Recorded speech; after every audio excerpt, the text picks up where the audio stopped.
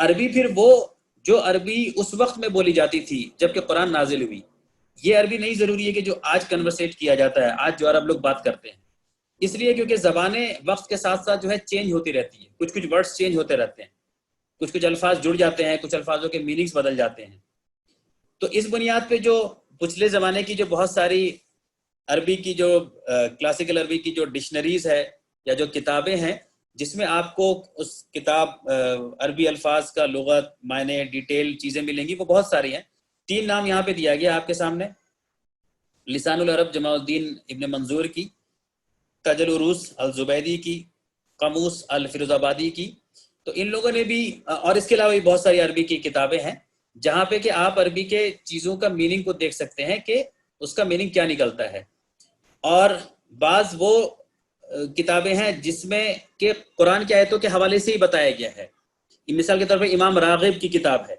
امام راغب کے دو پارٹ میں PDF بھی ان کا اویلیبل ہے، جس میں کہ آپ دیکھ سکتے ہیں چیزوں کا معنی، کہ معنی کیا ہے کسی ورڈ کا. مثال کے طور پہ میں آپ کو اگر دکھاؤں، مفردۃ القرآن جدید، تو ان کتابوں کو دیکھنے سے فائدہ یہ ہے کہ آپ کو اس میں یہ بھی بات سمجھ میں آ جاتی ہے کہ کوئی لفظ کہاں کہاں قرآن میں استعمال ہوا ہے اور وہاں پہ اس کا کیا میننگ ہے. یہ امام راغب کی ہے کہ مفردۃ القرآن، اس کے اندر انہوں نے جو ہے آپ بہت اچھا انداز ہے، اب آپ کو کوئی بھی پسند آ سکتا ہے. کوئی بھی جو لفظ ہے اس کا معنی بھی بتایا گیا ہے اور اس کو یہ بھی بتایا گیا ہے قرآن کی کس آیت میں کہاں کہاں یوز ہوئی ہے. ٹھیک ہے نا؟ جیسے مثال طور پہ اب یہ لفظ اثر، الف سے رام، تو اب اس کا پھر بتایا گیا اس کا معنی کیا ہے نا. کسی شے کا حاصل ہونا جو اصلی شے کے وجود پر دلائل ہو، اس سے فاعل ہے. اثر کی جمع آتی ہے، قرآن پاک میں ہے. پھر قرآن کی آیت کے حوالے سے بتایا جاتا ہے، ثم قفینا علی. تو اب قرآن کی آیتوں کے حوالے سے ہی بتایا جاتا ہے اور اس چیز کا کیا معنی ہے، کہاں کہاں یوز ہوا ہے، یہ بھی ایک طریقہ ہے یہ سمجھنے کا.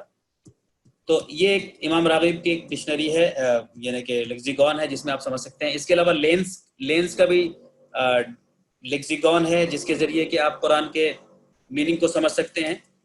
میں آپ کو وہ بھی دکھا دیتا ہوں. تو کسی لفظ کو اگر سمجھنا ہے تو اس میں بہت ہیلپ فل ہوتا ہے یہ. مثال کے طور پہ یہ corpus.quran.com ورڈ ہے. اب اس میں ہر ایک آیت کے ایک لفظ کا الگ الگ میننگ ہے. اب رجال لفظ ہے مثال کے طور پہ، تو اب آپ اس پہ کلک کریں گے تو آپ کو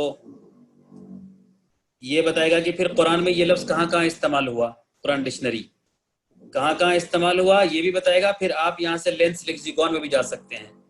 لینس کا لیکزیکون جو ہے یہ بھی عربک ڈکشنری کی کتاب ہے جس میں کہ آپ کو لفظ کا معنی بتایا جاتا ہے اور یہ بھی بتایا جاتا ہے کہ اس زمانے میں کیا سمجھا جاتا تھا، عربی پوئٹری میں اس کا کیا میننگ تھا، عربی شعر و شاعری کے اندر اس کا کیا میننگ تھا، یہ آپ کو بتایا جاتا ہے. تو اس سے آپ کو سمجھنے میں چیزیں بہت ہیلپ فل ہوں گی، آسان ہوں گی. جیسے مثال کے طور پہ یہاں پہ کوئی بھی لفظ ہے، تا ہے تو تا کا بتایا جا رہا ہے، noun of indication denoting that which is female اور فیمینائن.